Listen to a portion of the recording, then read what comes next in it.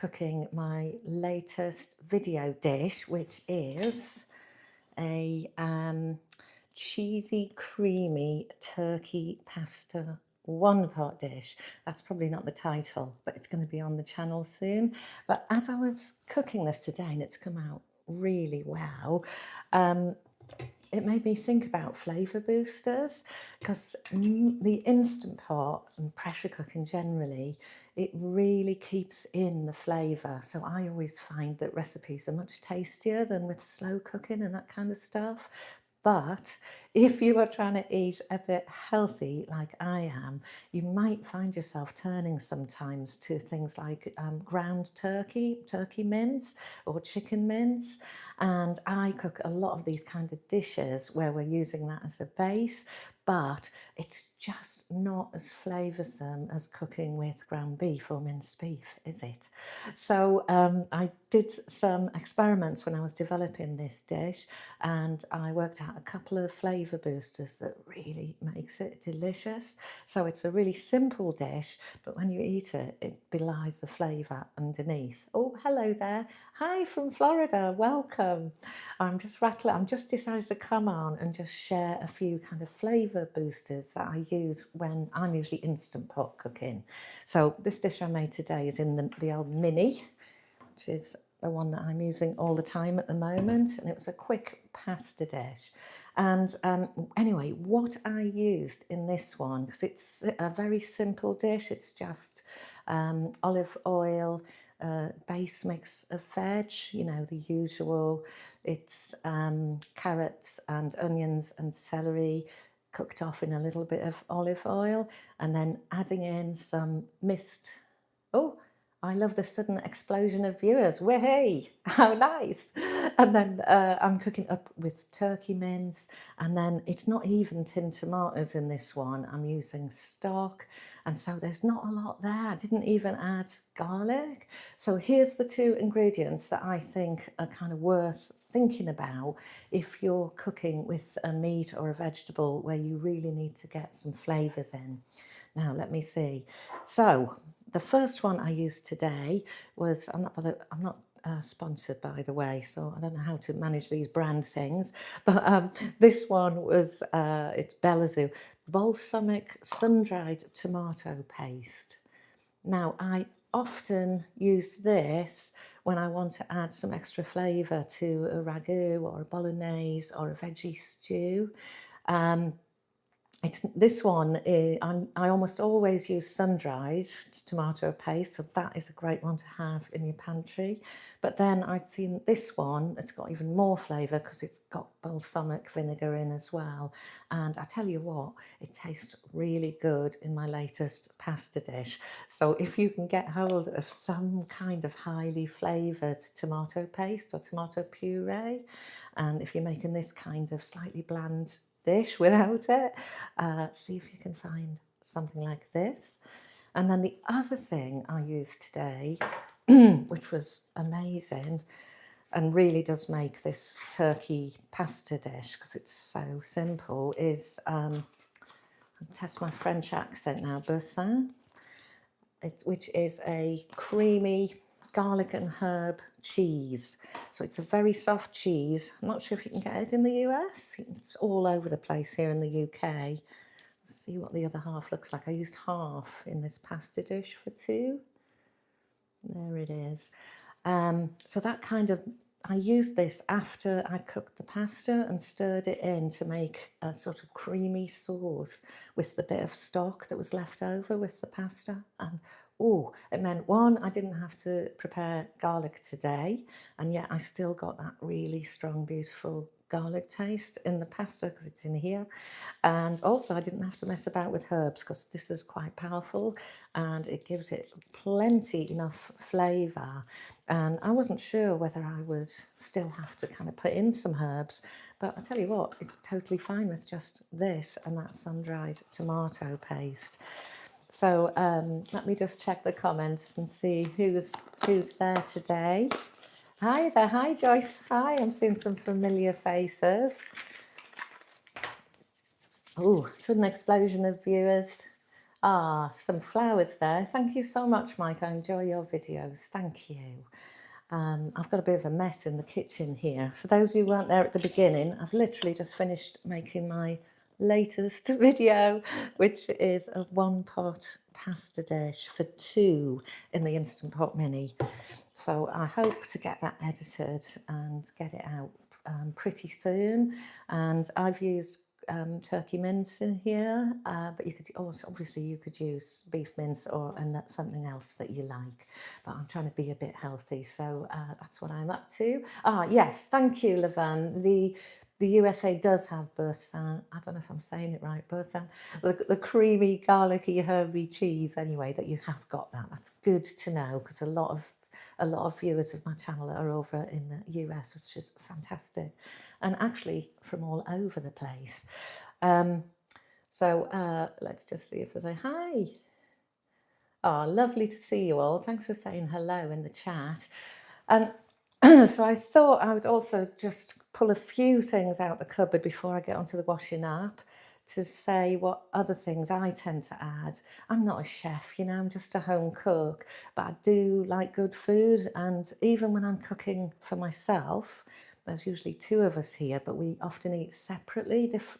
We eat together, but we eat separate foods because of I eat for my health, which isn't always what Mr. Cooking and Calm wants. So often we might be eating differently.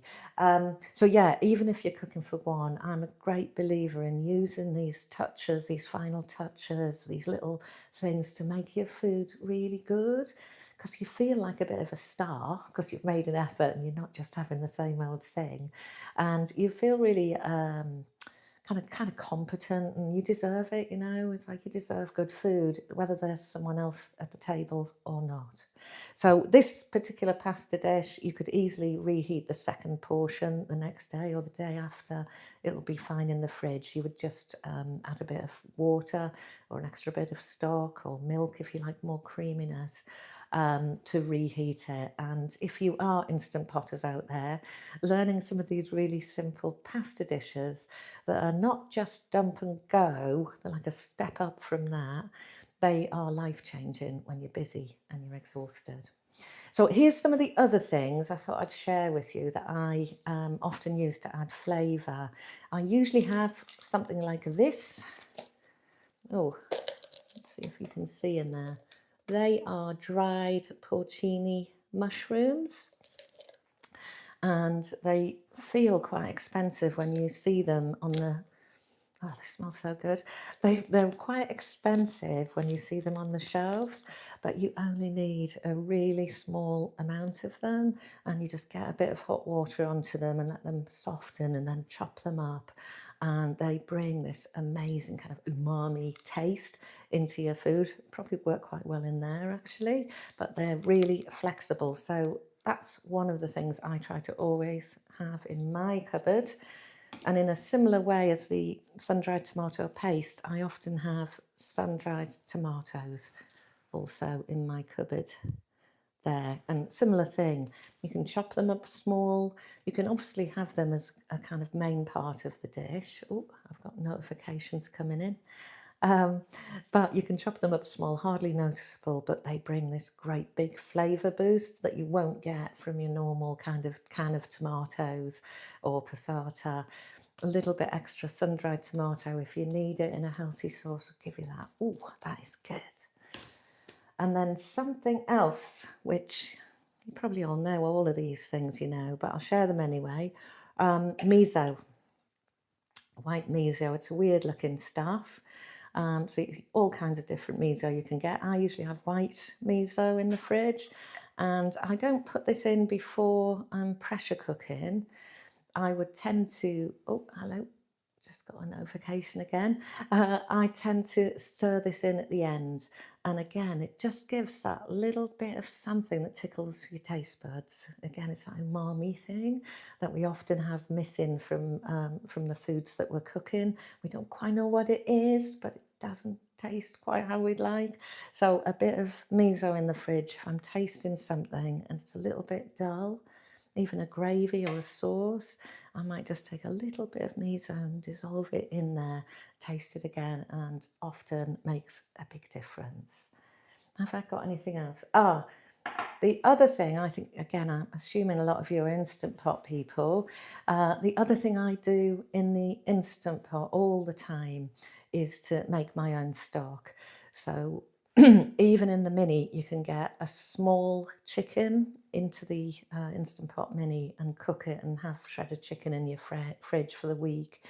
And once I've got a couple of chicken carcasses kind of picked and ready and in the freezer, I will then make up my own stock.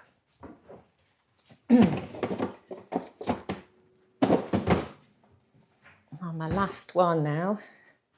So I think that'll be mirror writing. I think it is. Anyway, it says chicken stock, 25th of January.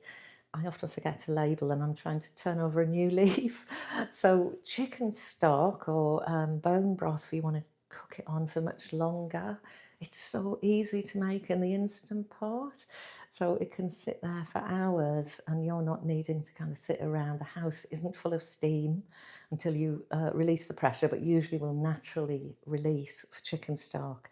But again, if you're making these simple dishes with white meats or kind of blander ingredients, making your own stock will save you a fortune from buying things like bone broth in the shops. At least here in the UK, it's so expensive. But we can just save up our chicken carcass or bones from beef, put them in the freezer until we've got enough, and then make our own stock. And that makes a huge difference to these kind of slightly blander dishes. Makes a huge difference to everything, of course, but I really prioritise it if I'm using something like turkey that's not highly flavoured. And if I haven't got that, this is really sticky tonight. If I haven't got any of my own stock, I often use this, again, seems expensive, chicken glass it's called. So it's a really high quality and concentrated chicken paste kind of thing that I can add hot water to and make stock. I'm at the end of it, which is why it's such a mess. So you can't, there are other things that you might not have heard of that you can add to your food and give it a bit more flavour than your standard kind of stock cubes, which I never find really give that much flavour. I'm giving an awful lot of salt and not much else, the ones I've got anyway. And then mystery ingredient I picked up today, which I haven't used yet, that I'll share with you is vegetable, now I don't know how to say this, Nuja, N-D-U-J-A. I'm sure you're all telling me, but I can't hear you. So normally this is made out of the sort of spicy cured sausage, but this is a vegetable version I found in the shops. I haven't tried it yet, but I do love these sort of smoked paprika kind of flavours to add something to my food. And I don't always love the actual spiced sausages and stuff like that. So I quite like the idea of tasting this. And if it's really nice, I try and work out what they've done to make it so nice and try and make it a mix of my own. That's me. I'm always experimenting in the kitchen and I don't like paying loads of money if I find out this is really just something like smoked paprika and some water. So I will be looking into that one. I don't know if anyone's had something similar. Share in the comments if you have. So yeah, so apart from the kind of standard thing for flavouring, I'm always searching around shops and just looking for something interesting to try. So if when you're cooking, and I find slow cooking can be quite bland, and some dishes in the Instant Pot need a boost, it is worth having a few things in the fridge or in your cupboard to liven them up. And always remember, you're always trying to balance kind of salt, acid, and sugar. So often there's something sweet and caramelized. A bit of lemon juice or vinegar in foods often make a huge difference. Super simple. But there's a reason you'll see chefs with putting some lemon juice on or using a little bit of all the different vinegars we can get. And salting kind of correctly. I don't like to over salt. but salting well and getting it right in the way that like Samin Nosrat does. She's got this amazing book, Salt, Fat, Acid, Heat, which I'm working my way through, and you're sort of learning how to season and how to get a flavour. So let me just check the comments. Looks yummy and your French is perfect. Oh, thank you, Joyce. Oh, my languages, they were my worst thing at school, and I'd really love to speak a language, but you know, just haven't made it. I speak a little bit of Spanish, not much. Poco más. Where did I get the miso paste? If you're in the UK, you can get miso paste I'm a Waitrose shopper. So I suspect you can get it in most of the supermarkets. You can also get it in health food shops, but it's usually more expensive. There's sometimes fresh miso as well in the refrigerated section. So hopefully you will find that. And Pambolini, hi, I just had my InstantPot Pro Crisp this week. I love it. I cooked with that Instant Pot for many years, and I've got the Pro Crisp, which isn't made anymore because I donated my Instant Pot Crisp to someone in need.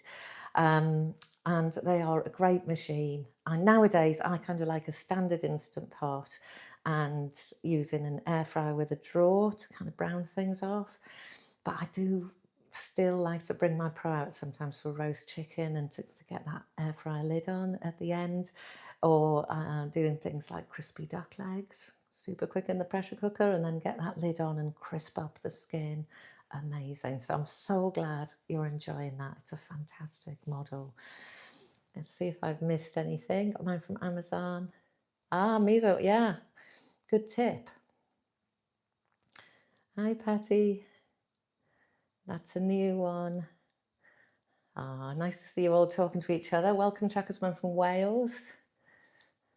Cleveland, lots of people. Northumberland, of course, Joyce is here again, not far away from me, here in yet another rainy day in England.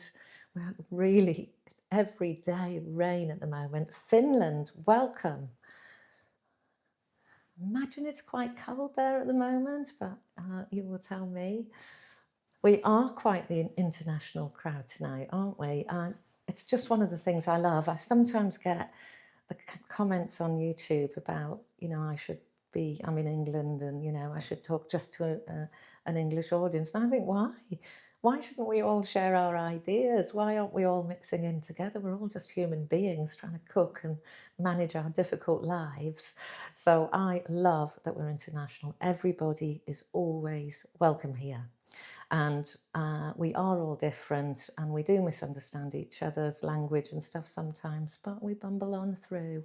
So welcome all of you from wherever you are.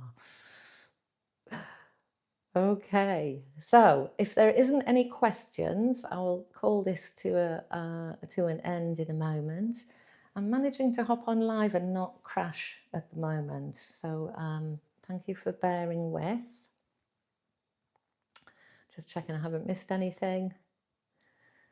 So yeah, look out the next few days. Whenever I get this edited, this pasta dish will go up with the ground turkey. I'm really pleased with it, so I'll probably do some variations on it because it's so easy and it really didn't need many ingredients, and I know that really helps when on busy weeks. So thank you for coming and saying hello again. It's lovely to hang out with you all. I'm getting used to it now. I'm just being braver. And yeah, it's Thursday today. Tomorrow, Friday, I will be doing an Instant Pot question and answer live. So if you've got any questions, keep an eye out. Hour tomorrow. What time is it here now? It's 6 o'clock at night here. I'll get something on my community wall, but I'll also look through comments that have come in over the last week, and that will be horizontal live, you know, the sort of normal style live. So, and probably, I don't know the time actually, my life is all over the place. So bear with me, I will announce it in the next few hours when I just get a look at what's going on. And I hope to see some of you at the Q&A tomorrow. And if not, I shall see you another time. So have a lovely day, have a lovely evening, have a lovely morning, wherever you are, and I will see you soon. Bye.